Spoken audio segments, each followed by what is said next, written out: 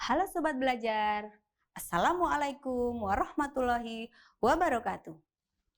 Salam Sembada. Bagaimana kabar Sobat Belajar semua? Semoga dalam keadaan sehat ya. Perkenalkan, saya Bu Ana akan menemani Sobat Belajar untuk mempelajari materi tentang sistem pencernaan pada manusia. Nah, pada kesempatan kali ini kita akan pelajari tentang 1. Organ pencernaan manusia dan fungsinya. 2. Proses pencernaan makanan. 3. Gangguan sistem pencernaan makanan. Dan yang keempat adalah cara menjaga kesehatan sistem pencernaan. Sobat Belajar, tentunya setiap hari kita makan. Lalu, tahukah kalian apa yang terjadi dengan makanan yang masuk ke dalam tubuh kita? Makanan yang masuk ke dalam tubuh kita akan mengalami proses pencernaan. Nah, apa itu proses pencernaan? Ya, yang dimaksud dengan proses pencernaan adalah serangkaian kerja tubuh untuk mengubah makanan yang dimakan menjadi bentuk yang lebih sederhana sehingga dapat diserap oleh tubuh. Ada 2 macam pencernaan pada manusia, yaitu pencernaan mekanik dan pencernaan kimia. Pengertian pencernaan mekanik adalah pencernaan dengan menggunakan gerakan alat pencernaan. Sedangkan pencernaan kimia adalah pencernaan yang dibantu oleh enzim pencernaan. Untuk lebih jelasnya, yuk Sobat Belajar, simak terlebih dahulu penjelasan tentang organ pencernaan manusia. Perhatikan gambar organ pencernaan berikut. Sobat Belajar, seperti inilah bentuk organ pencernaan kita. Urutan proses pencernaan kita dimulai dari mulut, lalu kerongkongan, lambung, usus halus, usus besar, dan anus. Mari kita bahas satu persatu organ pencernaan beserta fungsinya. 1. Mulut. Di dalam mulut, makanan mengalami 2 macam pencernaan, yaitu pencernaan secara mekanik dan secara kimia. Pencernaan mekanik dilakukan oleh gigi. Gigi manusia terdiri atas gigi seri. Gigi seri berguna untuk menggigit makanan. Gigi taring. Gigi taring berguna untuk mencabik makanan. Gigi geraham berguna untuk mengunyah makanan. Pencernaan mekanik juga dibantu oleh lidah yang mengatur letak makanan sehingga makanan mudah dikunyah dan ditelan.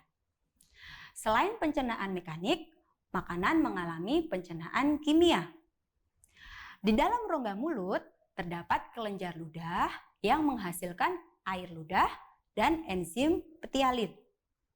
Enzim petialin melakukan pencernaan kimia dengan mengubah zat tepung menjadi zat gula. 2. Kerongkongan.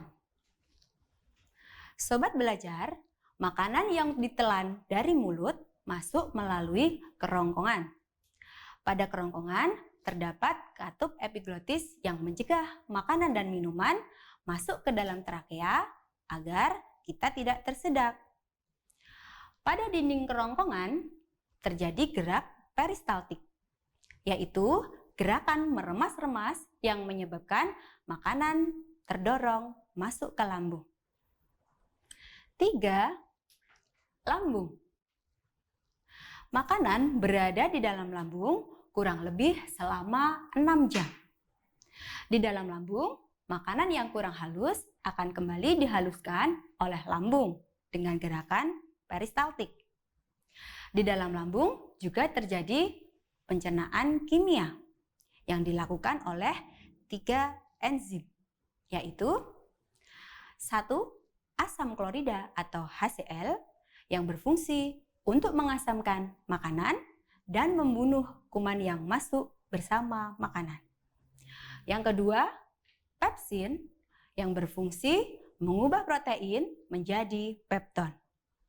Yang ketiga, renin yang berfungsi mengubah protein susu menjadi kasein.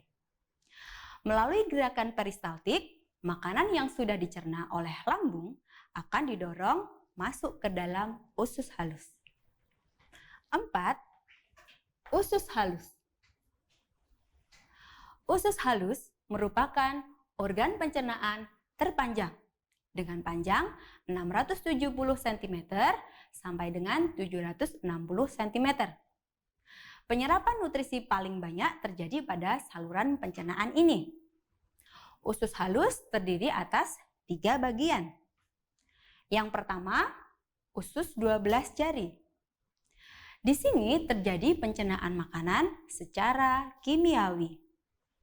Usus 12 jari berhubungan dengan kelenjar pankreas yang menghasilkan 3 enzim pencernaan, yaitu amilase berfungsi untuk mengubah zat tepung menjadi zat gula, lipase berfungsi untuk mengubah lemak menjadi asam lemak dan gliserol, tripsin berfungsi untuk mengubah protein menjadi asam amino.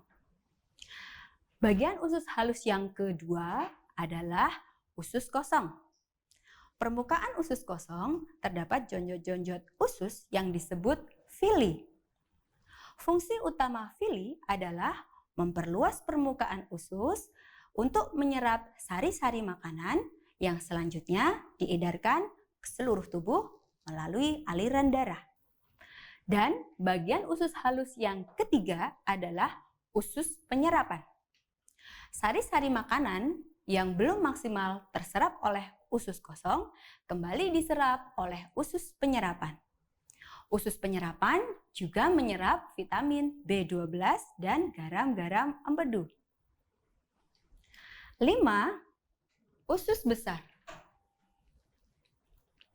Sisa makanan yang tidak terserap dalam usus halus masuk ke dalam usus besar. Di dalam usus besar tidak terjadi penyerapan sari makanan, akan tetapi terjadi proses pencernaan yang lain, yaitu penyerapan air dan pembusukan sisa makanan yang dibantu oleh bakteri Escherichia coli. 6. Anus.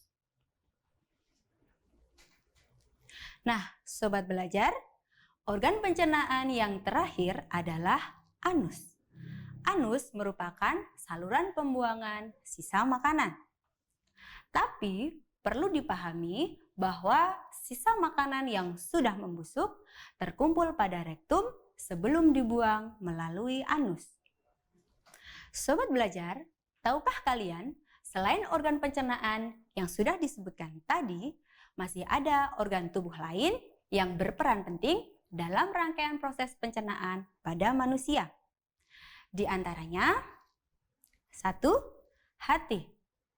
Hati memiliki fungsi utama menawarkan racun dan menghasilkan empedu yang berguna untuk mengemulsi lemak. 2. Pankreas. Fungsi pankreas adalah menghasilkan enzim amilase, lipase, tripsin, serta menghasilkan hormon insulin. Nah, sobat belajar, berikutnya kita akan mengenal beberapa gangguan atau penyakit pada sistem pencernaan manusia. Di antaranya, 1. Diare. Diare merupakan penyakit yang menyerang alat pencernaan sehingga menyebabkan penderita buang air besar terus-menerus. Ada beberapa hal yang dapat mengakibatkan diare, antara lain kebersihan makanan yang kurang baik, alergi terhadap makanan, terlalu banyak makan makanan yang asam atau pedas. Apabila kita menderita diare, dianjurkan untuk banyak minum supaya tubuh kita tidak kekurangan cairan. 2. MAH. Penyakit MAH terjadi karena keadaan asam lambung tidak seimbang. Penyakit MAH bisa menyerang akibat pola makan yang tidak teratur. Gejala yang timbul bila sakit MAH adalah perut terasa perih dan mulas, kadang juga mual dan muntah. 3. Tifus. Tifus merupakan penyakit radang pada usus. Penyakit ini disebabkan oleh virus, sehingga bisa menular. Gejala yang timbul bila terserang tifus antara lain tubuh lemah, menggigil disertai mual, demam tinggi, dan suhu tubuh naik turun. 4. Radang usus buntu. Radang usus buntu disebabkan oleh penumpukan kotoran di usus buntu, yaitu di bagian umbai cacing. Akibatnya, umbai cacing menyempit disertai infeksi oleh kuman. Hal ini menyebabkan umbai cacing meradang. Gejala yang timbul diantaranya perut bagian kanan bawah terasa sangat nyeri. Perut terasa mual disertai muntah. Dan tubuh mengalami demam. Pada keadaan yang lebih parah, penderita harus mengalami operasi pemotongan umbai cacing. Sobat belajar, setelah mengetahui beberapa gangguan dan penyakit pada sistem pencernaan makanan, ada baiknya kita mengetahui hal-hal yang dapat dilakukan untuk mencegahnya. Antara lain dengan mencuci tangan sebelum makan, makan secara teratur, memastikan makanan yang kita makan dalam keadaan bersih, minum cukup air, dan mengunyah makanan sampai halus. Nah, seperti itulah pembahasan sistem pencernaan pada manusia.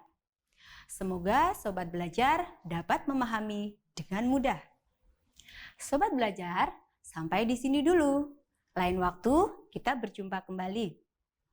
Pesan dari Bu Ana, jangan lupa tetap menjaga kesehatan dengan cara ikuti channel YouTube Sembada Belajar. Jangan lupa like, share, komen, dan subscribe agar sobat belajar tidak ketinggalan materi berikutnya. Wassalamualaikum warahmatullahi wabarakatuh. Salam Sembada.